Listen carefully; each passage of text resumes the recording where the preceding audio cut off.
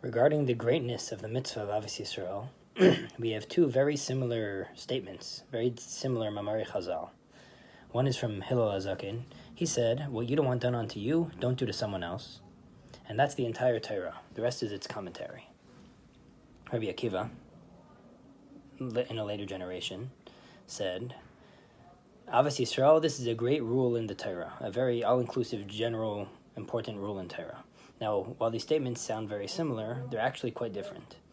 Rabbi Akiva is saying the foundation is Torah. Torah is the foundation of life.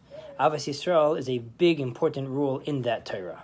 But Avos Yisrael, at the end of the day, is a detail in the Torah. Hillel is saying Avos Yisrael is the entire Torah. The rest of Torah is its commentary. In other words, the foundation is Avos Yisrael. And Torah is just there for Avos Yisrael. So Rabbi Akiva seems to make sense. There's 613 mitzvahs in Torah, and Avos Yisrael is a great rule that encompasses many of the mitzvahs we're supposed to be doing. All mitzvahs between man and his friend. Ben Adam L'Chaverei. But how is it... Hillel's statement seems radical, and how can we make sense of it? That Avos Yisrael is the entirety of the whole Torah, and the whole Torah is just commentary on love between man and his friend? So Chassidus explains Hillel's statement like this. On the one hand, a Jew connects to Hashem through learning Torah. Torah is godly, and when we connect to Torah, we connect to Hashem. Seemingly, one who learns more and is more committed is more connected. One who learns less and is less observant is less connected. However, the truth is that even if a Jew technically never opened the book of Torah, doesn't keep any mitzvahs, Hashem says, Afal pi shechata Yisrael hu, every Yid is infinitely connected to Hashem despite Torah. So how could that both be true? Do we need Torah to connect to Hashem, or do we not need Torah to connect to Hashem? And the explanation given at essence, we don't need Torah to connect to Hashem. A Jew is one with Hashem. Yidden and Hashem are one unit, and we are Chad. However, that could remain, such essential oneness could remain hidden. It's like a father and a son. They're one. Now the father and the son could be in a fight. They could have different personalities. They could live very far away from each other and never see each other, but they're one. But that oneness isn't manifest, it's not revealed. Torah reveals the oneness of a Jew and Hashem. So a Yid learning Torah doesn't create the connection to Hashem. The connection's always there. Learning of Torah and commitment to Torah reveals that innate connection that always was.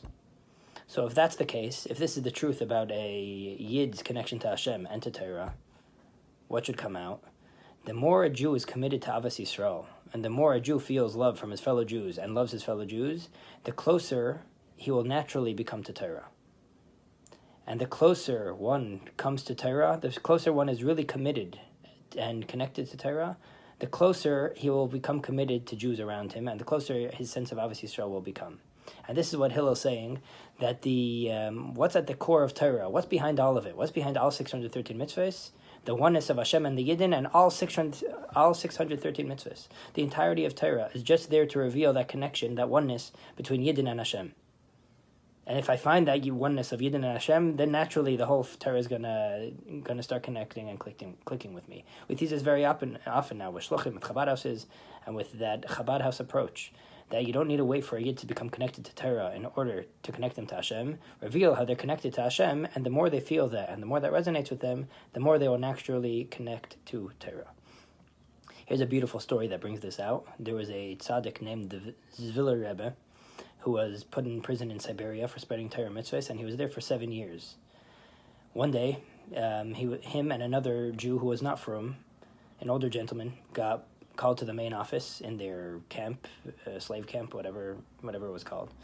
And they were told that it's time you could go free. All you need to do is sign the papers over here, and you could go free. The problem was it was Shabbos. So the Zviller Rebbe said, I'm sorry, I appreciate this, but I can't sign the papers today.